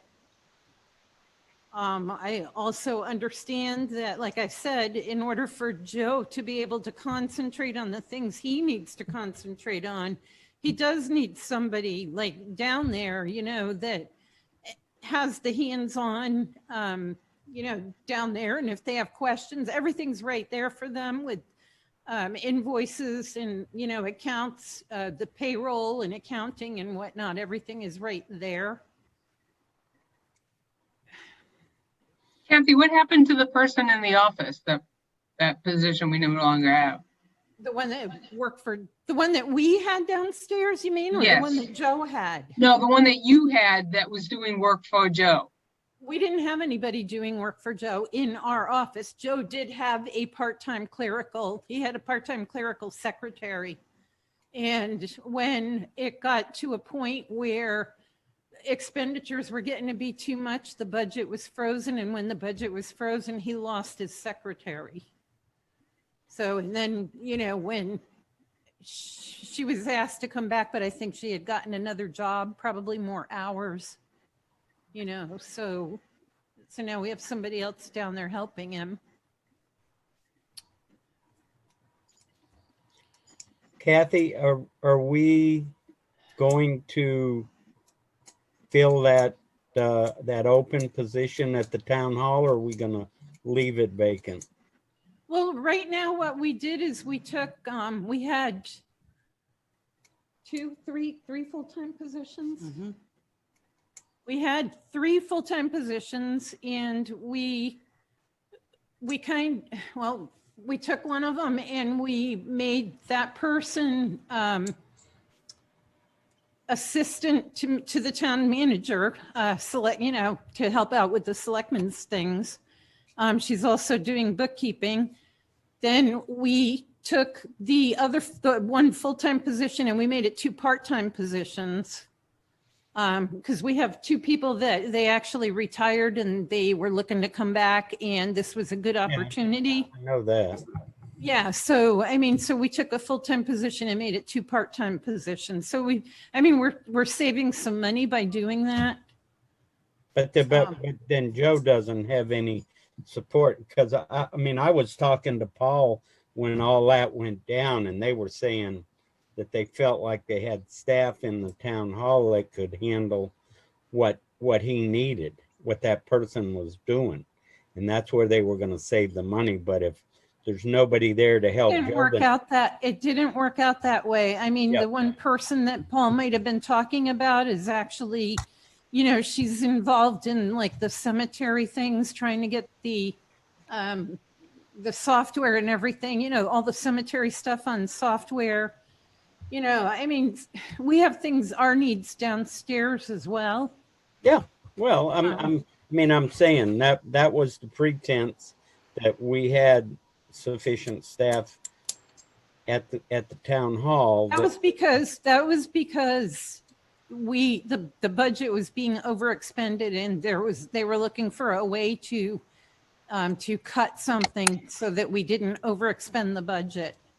All right. So unfortunately, some things, at that time, some things did suffer. Well, I think then Joe needs the help because it's nothing he should be doing. He should have that help then that we took away and just. Well, he does have somebody down. He did have Armin down there for a while, but Armin, I don't know. Armin moved, right, Joe? Yep. Yep. So- He gave me a 2 weeks notice and moved on. So he did have somebody to replace that, that person that wound up having to leave. And then Armin left. So now we have somebody down there that's like 10 hours, less hours. Not sure about Lydia. No, you're not sure? No. She can only work a certain number of hours a Oh, week. okay. She's a Okay. retiree. Yep. Okay. And when Paul left, Kathy moved on to his position. And then she's also still doing some of the responsibility that she was doing prior to becoming town manager. And then we had another employee who moved into Kathy's seat to do some of those responsibilities. So there is no extra hands right now, John. I So- think we need a line item for this secretary. Well, then Joe needs the extra time and He does have that, Neil. He has put it into part-time. Okay. Yep, he does have a line item for it. It's We just can- finding somebody that will, work more hours to help him out. how many hours do you need, Joe? Yeah. So the one that I had before that worked out was 20, 25 hours a week. So, and I'm not saying that who I have now, we can't make it work, but I just, But you don't need to worry about that. You got bigger things to worry about than that paperwork. yeah. Yeah. So like I've just worked with all my guys, these 2 storms back to back. And then I got to be back in for work at 4 in the morning. And I'm trying to do all my paperwork for trying to hire somebody. And so I haven't had much of a break. And so, it's just, I'll get with Kathy and we'll get some information and I'll see what I can find for you. okay. I'll do that. All right. How's everybody else feel?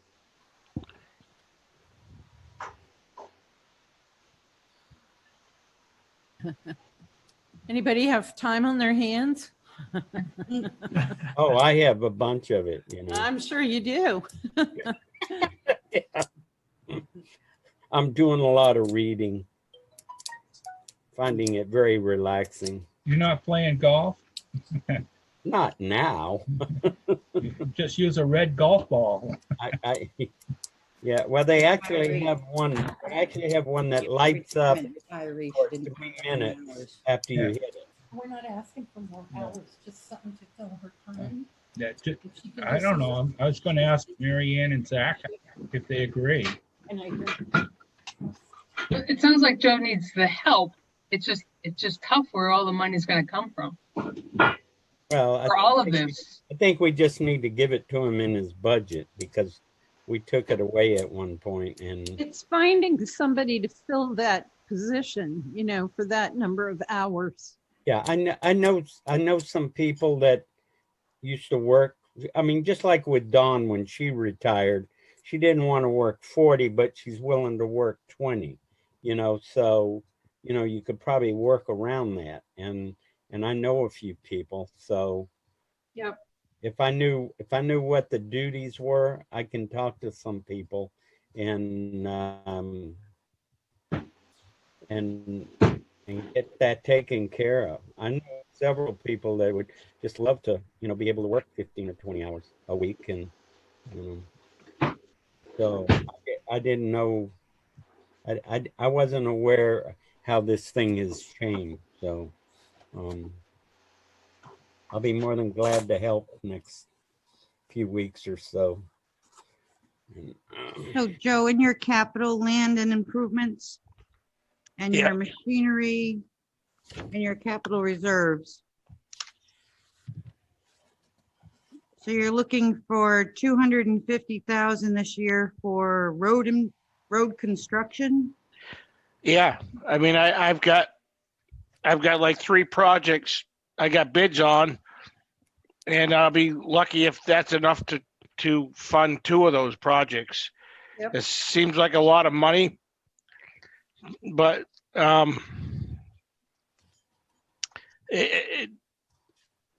everything's expensive now, and so with if I only get 40 or 60,000 every year in my regular road construction, and then some years I get money in capital improvement, and the other years I don't. Well,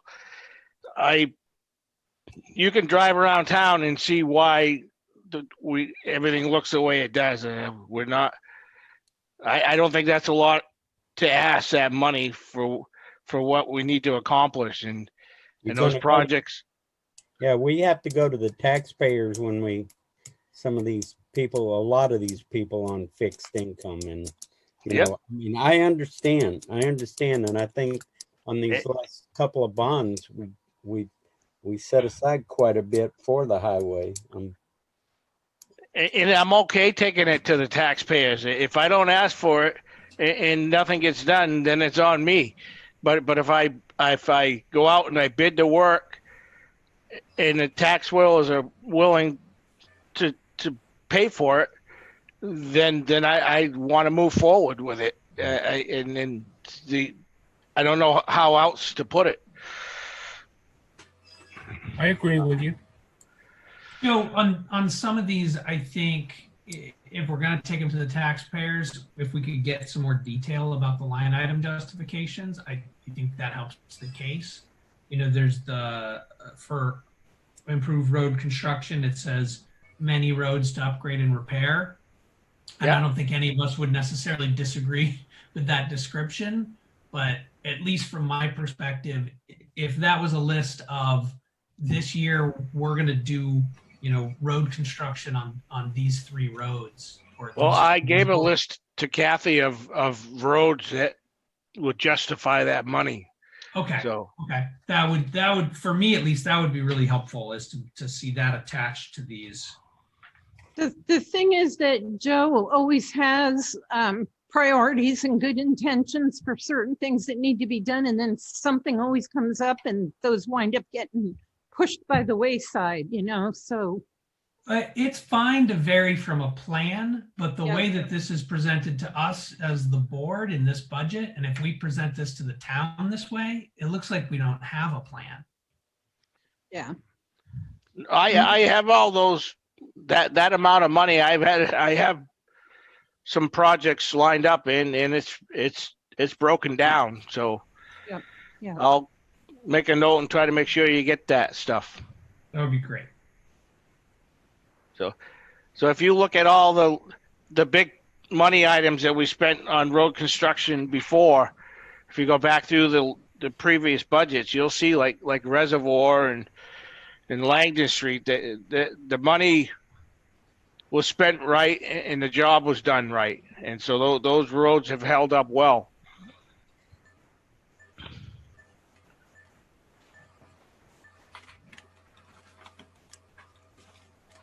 So we do have a final payment due on the sidewalk tractor, which is coming out of next year's budget unless we can afford to pay it this year.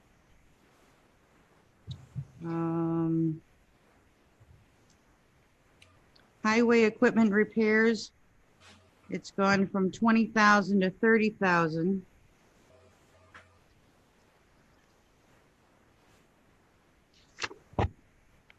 And then he's got several items in the transfer to capital reserves.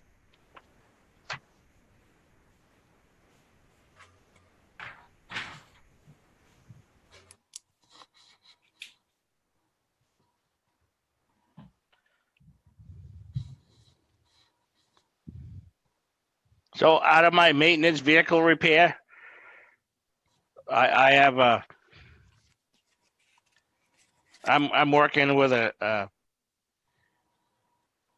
65,000 budget. I have 6 months and I have $12,000 left in that budget. So we just keep having major repairs. The equipment needs to get turned over more often. I'm going to put together the money that we spent on that grader, and I talked to Kathy today about it, and we just can't keep spending bad money on that grader. We need to figure out a plan, because I was down 2 months this summer, right when I needed it the most, and we got it up and running, but I don't know for how long. We're not spending the tax money, the payers' money, very well. Whoa. Why are we not paying? Do we have, what is a new grader? It's over 300,000. Didn't we just do a major drivetrain repair on it? Mm-hmm. Yep, we've done 2 or 3 major repairs on it. How much is And- that major repair though? It's I just spent like $20,000 this time. So I spent between 20 and 25,000 in the last 3 years in a row. So if you take the money that we spent in repairs, we've could have in the last 5 years we've could have put 100,000 towards a new grader already. Like you wouldn't have had a grader to do anything with either, right? Well, it was broke down this summer, and I didn't have the money appropriated. It was going to cost me $10,000 to rent a grader for 1 month. So I don't have a good direction with this, except for that at this point we're looking for used graders. So if we can get one for 150 to 200,000. We looked at one for 200,000. It was a 2015, and they were only going to give us 15,000 for our grader, and I just spent more in parts for that this year. So that's what I mean. Where the machine doesn't have a high value, and we're spending more money on it than it's worth. We're not spending the taxpayers' money very well there. Is the grader running? Yep, right now it is. I had it out last week. Joe, you're asking for 250,000 in improvement for road construction. Yep. Is there potentially a year that you would consider taking that 250,000 and put that towards the grader, or a purchase of a grader, and not do major projects on roadways? And just use your regular budget for maintenance? Or is that So- not something that we can do? Well, I can't recall having a budget where I've been given that kind of money, except for when we have a bond. So the fact that we have a capital reserve to put funds in, and I struggle to get people to put the money in there for me. This is why I'm in the position I'm in. Joe, do you realize how much new equipment you have compared to all the other departments? Yeah, and I'm not whining. I'm just being honest with you. Yeah. Well, I am not. I mean, if we had the other $1 million a year we were getting Yep. from state and everything, Right. So I mean, in the past. Yeah. I hear you. everything that I got going is working, but I'm just right now that grader is plaguing me. So that's where I'm at with it. And if I don't share it with you, and you hear it secondhand, then I hear you. I hear what you're saying. What do you think's going to let go on it next? I don't know. I mean, we could run it for it's like your body. When your body wears out, it shuts down. And so the thing's in 1988. It's tired. It's worked. It's run its course. And you know, and honestly, we put money aside for it, but then another piece of equipment breaks down, and that's running. So we go and we. I'm not pointing fingers at anybody. We've tried to put money aside for it, but we just kind of upkeep what we can as we go, but this one's getting. I have a hard time justifying the money I'm spending on it now. So now I'm at a point where I don't feel good about how I'm operating, working with that grader. I think we're hurting the taxpayers now with that. So we need to. So if we have to shut down for a year for road construction to get a grader, then so be it. But I don't think we can afford that. I mean, you drive the roads. I mean, Well, they're not in very good shape now, so that's what I'm saying. But I mean, another year and it would be. I think you've said that before. On some of these roads, another year, and you're going to have much more work to do than you do right now. yeah. Don, I was talking potentially being able to do just maintenance instead of an entire roadway itself, so that he could get the equipment that he needs. You're talking about patchwork. Yep. Yeah, I mean, I could take a year off from road reconstruction and just do some regular paving and do, on a smaller scale, if it would help me get money in the budget for the grader. We can go that way, but Right. Big if. How many miles of dirt road do you have? 10 or 11 miles.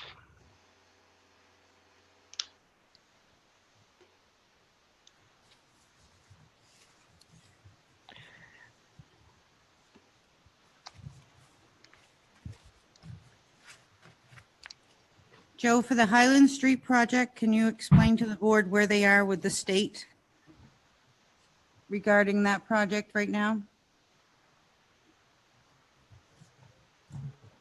Well, we're back on track for in the running for a grant there, right? The 10-year plan. Yeah, part of the 10-year plan. Yep. And so that's why we're trying to put the money back there, because we that section that we just did with La Tulip, that was done on a smaller scale, and there's a lot of the intersection at Ward Bridge and Reservoir, that needs to be realigned, and then we were going to widen the road where it goes down over towards Broadway. It's very narrow there, so there's more drainage and more. So only part of that project's been done, and so we were trying to put the money back in place to get that project back off the ground. And if you look at the other sections, they're already failing, and if I don't overlay them soon, we're going to have to start all over again too. So I think we should always have a budget where we're putting money into the Highland Street. Well, it's broken into 3 phases. So whether one you're working on now or money towards when you have to, that road's traveled every day, so that road takes a beating. And if we don't maintain a schedule to keep it up, then it'll look like it did before we just fixed it. if we don't continue to put money in that budget.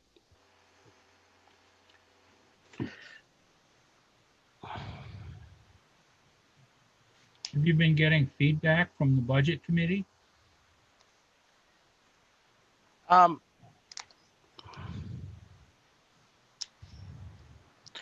No, I mean, we haven't, I don't think it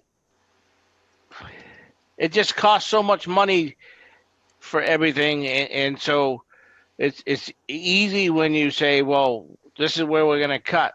And this is why I'm where I'm at, because there's such high ticket items. And if we keep cutting, the price of that project never goes down, it goes up. So every time that we whittle a part of that out of there, it costs me more on the other end.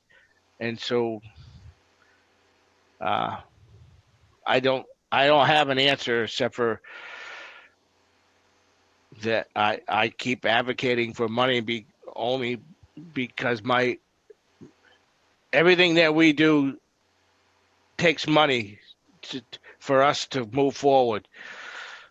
So whether it's on a small scale or a large scale, but the small scales, we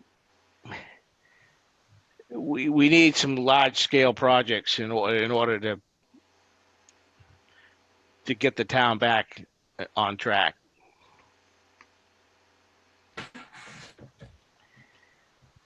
Have you been talking with water and sewer about having infrastructure done at the same time? Well, every time that I do anything that I do a big ticket, I try to work with them and let them know, so they know what we're doing. And like there's a section on New Heben Road that there's nothing there that's of theirs. So that project is an easy one because I don't have them involved.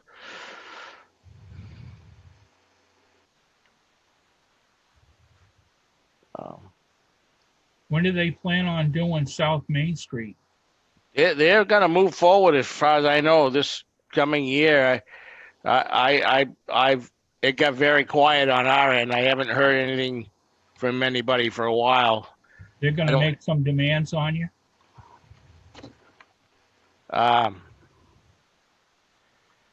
Well, the only way that we're going to move forward is if we get money, get grant money. Other than that, we don't have anything planned for that. You know, the money that we set aside for there, if there becomes a crisis and we have to do a small piece of the puzzle, then that's what we'll do.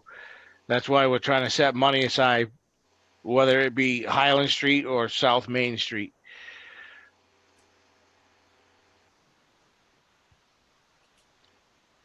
Well, I understand what you're saying.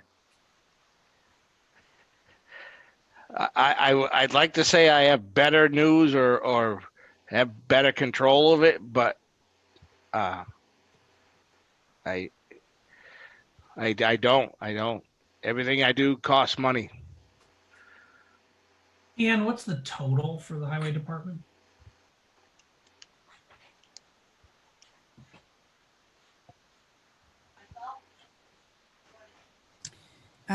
For the operating budget is $1,149,094.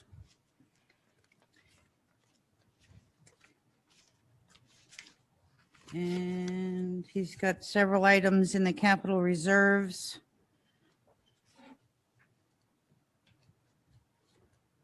He's looking for about another 100,000 more than what he was looking for last year. Oh, no, 100,000 total, I'm sorry. And then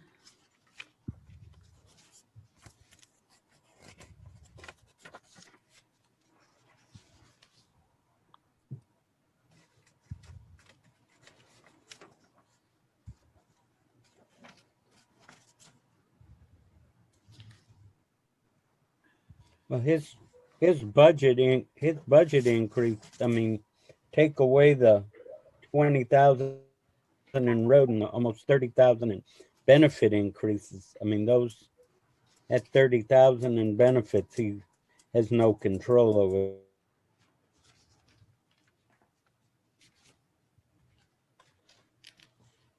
the increase. Is Half of his increase, which is the If- 71,000, 35,000 of it is benefits alone. yeah, yep, Mhm. yep. So, and I mean, that's in every department that we have that we're seeing that. So, Mhm.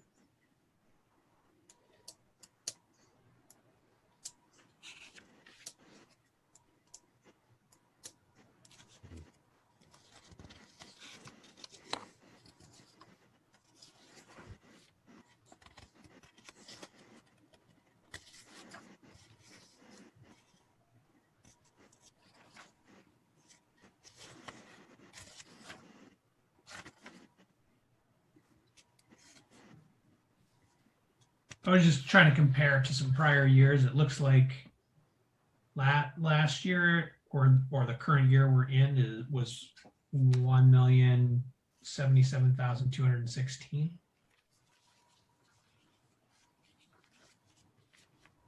Yes.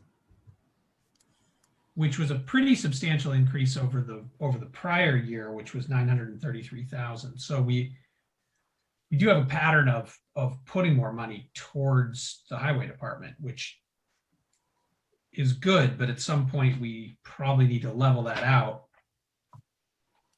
well, the other thing, just like Joe said, it's the infrastructure stuff that goes back 100 years. I mean, police don't have to deal with that. Fire doesn't have to deal with it. The town hall doesn't. It all falls back on Joe and the highway. So, And so, like for me, though, that infrastructure, the north side of the town isn't in bad shape because the college is involved, and so all the drainage and the grant money's been done, and so you're on the south side of the town, and it's like a pattern. You got to go over the hump and get this behind you, and then things will get better because once you've put all that new infrastructure in, then that money to engineer it goes away, and then the money to build it goes away, and then all you have to do is maintain paving it. But I don't. That's what used to happen before I came on board. They would just look at a road and just overlay it. And I put a stop to it because you're just throwing money away. If you don't fix your infrastructure, your problem never goes away. And we've come a long ways with the stuff that we've accomplished, but it's hard to see it because everything else is failing around it.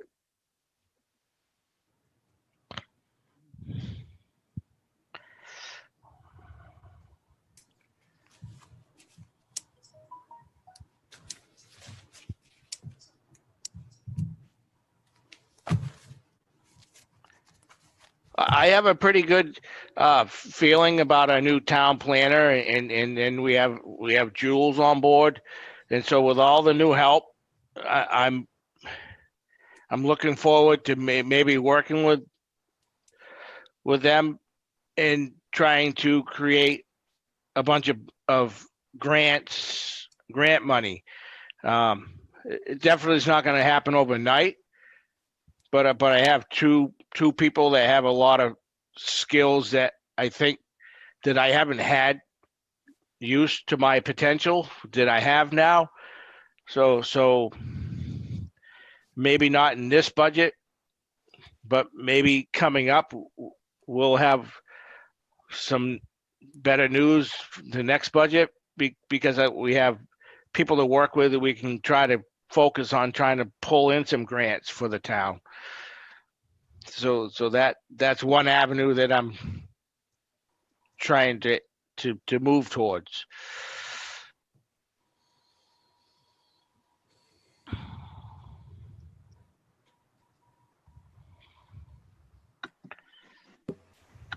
Maybe we can skate through this year.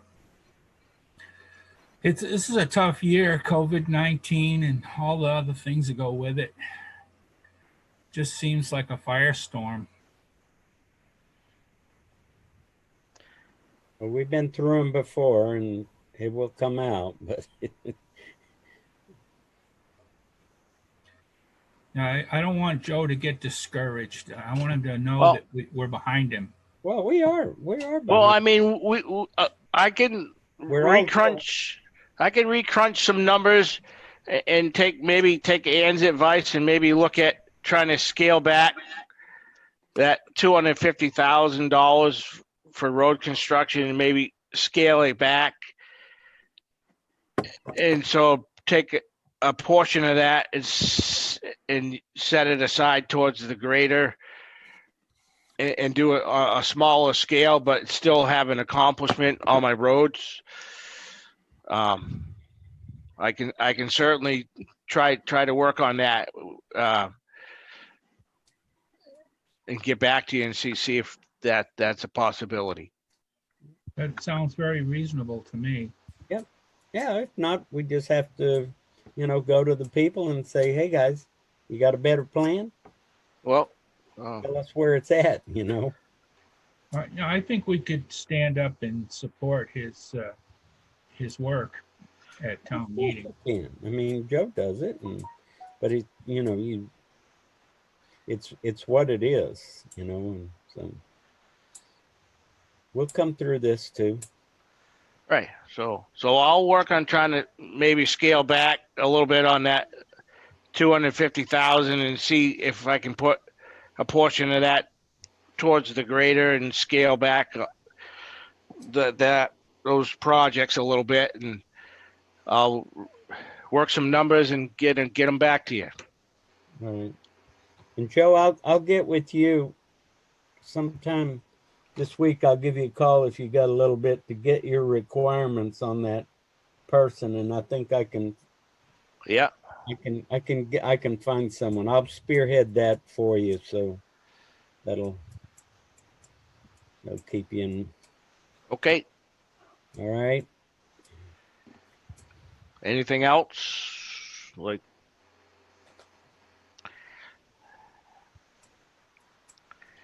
I think you need to get some sleep, Joe.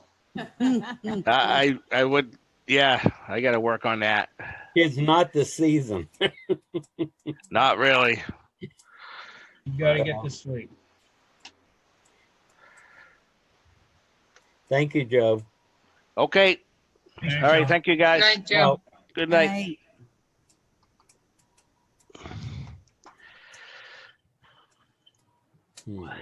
Thank you.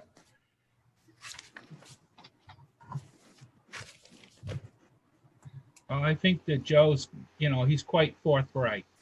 Yep. Well, yes, he always has been. We always have these discussions on the highway department because He really takes it to heart too. I know he does. Yeah. Does. But he knows it's always worked out. We made concessions and he's made them, and we live with it and we move on. Yeah, when you have to depend on equipment, it can be stressful. Oh, yeah.